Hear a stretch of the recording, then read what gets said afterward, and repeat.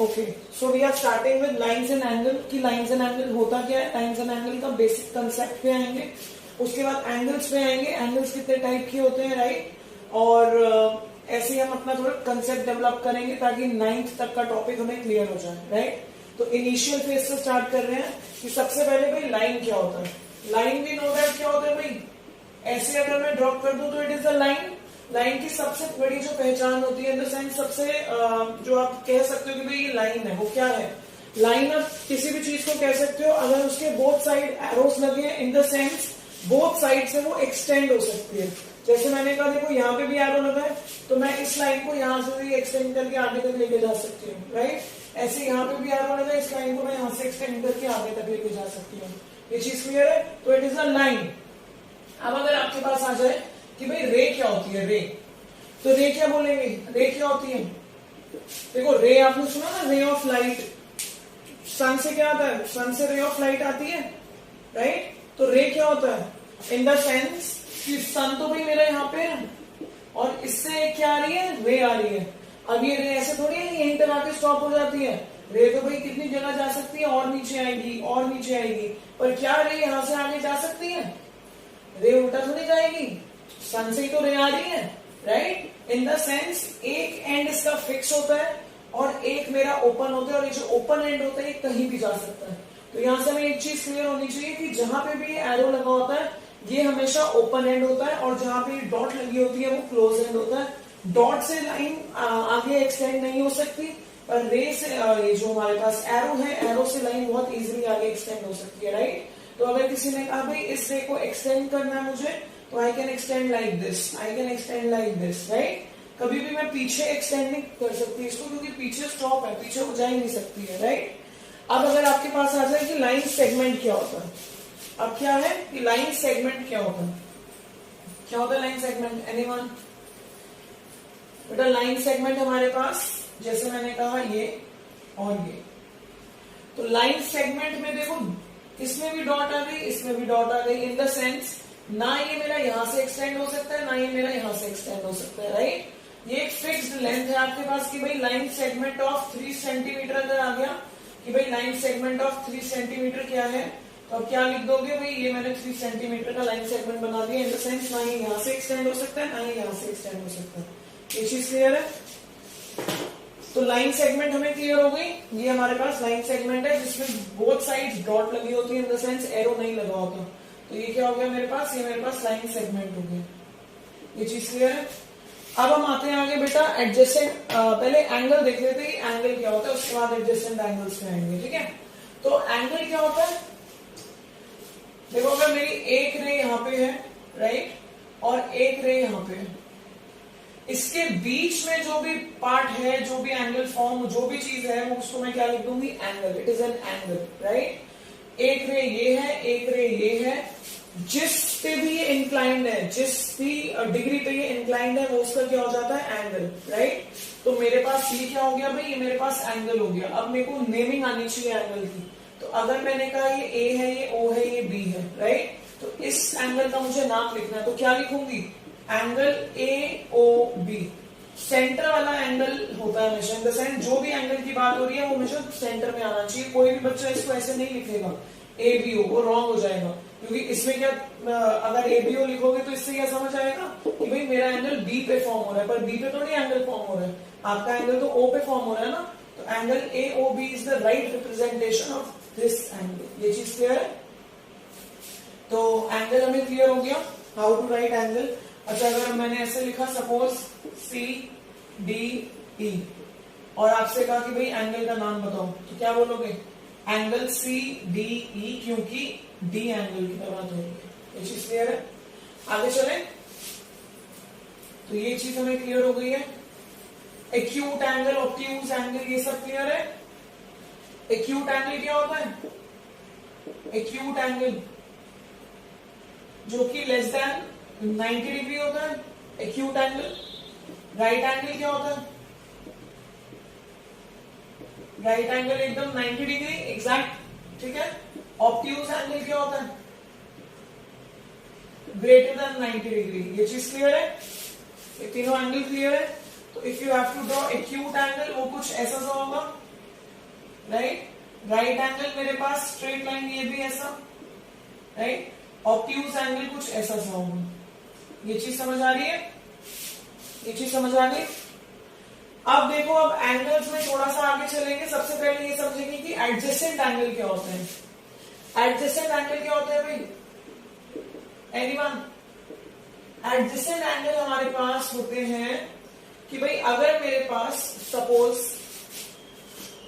एक रे यहां पे है, इसको मैंने ओ ए बोल दिया, राइट, ये एक और रे है ओ बी बोल दिया, और यहां पे एक और रे है, इसको मैंने सी बोल दिया। तो अब देखो, अगर मैं बोलूं एंगल बी ओ ए और मैं बोलूं एंगल बी ओ सी, तो ये हम समझ रहे हैं कि भाई ये एंगल की बात हो रही है और ये एंगल की बात हो रही है। एंगल बी ओ ए में ये एंगल आ रहा है और एंगल बी ओ सी में ये एंगल आ रहा है, राइट। तो अब मैंने इसको कह दिया भाई ये मेरे जो एंगल है ये क्या है, ये दोनों एंगल मैंने कह दिया मेरे एडजेसेंट एंगल है। अब ये मैंने कैसे कह दिया कि ये एडजेसेंट एंगल है। तो एडजेसेंट एंगल के लिए आपके पास 3 आइटम्स होनी बहुत जरूरी है। Common vertex, right. सेकेंड चीज क्या है, they have a common arm. Third चीज क्या है, the non common arm, the non common arm are on either side of common arm.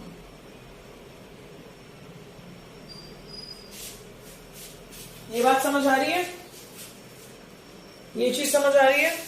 Again I am repeating the same thing कि भाई adjacent angle होता क्या है। सबसे पहली बात है कि एडजेसेंट एंगल क्या होता है। एडजेसेंट एंगल में जैसे BOA है और BOC है, तो देखो इसमें भी O आ रहा है, इसमें भी O आ रहा है, तो इसके अंदर मैं जो कॉमन वर्टेक्स लिखूंगी वो क्या लिखूंगी, मेरी जो कॉमन वर्टेक्स आ रही है इसके अंदर वो क्या आ रही है, O। ये देखो BOC एंड BOA, तो BO जो है वो इस एंगल में भी आ रहा है और BO जो है वो इस एंगल में भी आ रहा है। तो हमने क्या कह दिया भाई, BO जो है वो कॉमन आर्म है। क्लियर हो गई कि एडजेसेंट एंगल क्या होते हैं, राइट। ये 3 होना बहुत जरूरी है। तो इसके नॉन कॉमन आर्म्स में लिख देती हूँ, एक OC है और एक OA है, राइट। तो ये चीज हमें क्लियर हो गई कि एडजेसेंट एंगल क्या होते हैं, राइट। अब थोड़ा सा आगे चलते हैं। अब देखो लीनियर पेयर समझते हैं कि भाई लीनियर पेयर क्या होता है। बहुत इंपॉर्टेंट चीज है लीनियर पेयर, सब बच्चे आराम से समझेंगे। लीनियर पेयर, लीनियर पेयर क्या होता है। देखो लीनियर पेयर के लिए सबसे पहले हमारे पास होना क्या क्या चाहिए ये समझो। सबसे पहली बात है कि एक लाइन का होना बहुत जरूरी है, कि हमारे पास एक लाइन दे रखी हो। सेकेंडली हमको क्या देना होना चाहिए, उस लाइन पे एक रे स्टैंड हो रही हो, राइट। इस लाइन पे एक रे स्टैंड हो रही हो, ये चीज क्लियर है। इन द सेंस मेरे पास एक क्या होनी चाहिए, एक लाइन होनी चाहिए। तो मैंने कह दिया AB और यहाँ पे O लिख दो, AOB is a line, right. और क्या होना चाहिए, उस लाइन पे एक रे स्टैंड होनी जरूरी है। तो मैंने कह दिया भाई ये लो OC, तो OC इज अ रे। ये चीज क्लियर है।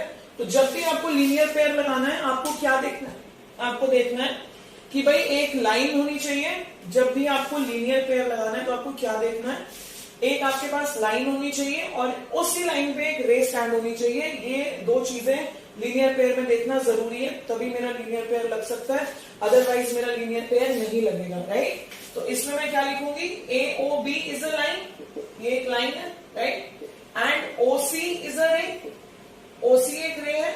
ये चीज क्लियर है। तो अब हम लिख देंगे कि angle AOB plus angle AOC plus angle COB जो है वो मेरा क्या है, 180 डिग्री। ये चीज समझ आ रही है। Angle AOC plus angle COB जो है उसका सम कितना हो जाएगा, 180 डिग्री। और मैं रीजन क्या लिखती हूँ इसका, रीजन में लिखती हूँ कि भाई लीनियर पेयर। ये बात समझ आ रही है। तो लीनियर पेयर तब लगेगा जब एक लाइन होती है, राइट, और उसी लाइन पे एक रे स्टैंड हो रही है, और एडजेसेंट एंगल का फिर जो सम होगा वो मेरा 180 डिग्री होगा। और रीजन क्या लिख देती हूँ, लीनियर पेयर। ये दोनों एंगल देखो एडजेसेंट एंगल्स है, राइट। तो ये चीज क्लियर है। लीनियर पेयर लगाना आ जाएगा हमें, आ जाना चाहिए, राइट। लीनियर पेयर बहुत इजीली लगाना आना चाहिए हम लोगों को। ये चीज क्लियर है। अब थोड़ा सा आगे चलेंगे। आज हम थोड़ा थोड़ा समझ रहे हैं, राइट। कल इस पे सम्स उठाएंगे, आज इसको समझो। अब आगे चलो। अब आ जाते हैं हम, एक लिखते हैं कॉम्प्लीमेंट्री एंगल्स, राइट। एक लिखते हैं सप्लीमेंट्री एंगल्स। तो भाई अब इससे हम क्या समझते हैं, सबसे पहले इसको उठाएंगे, राइट।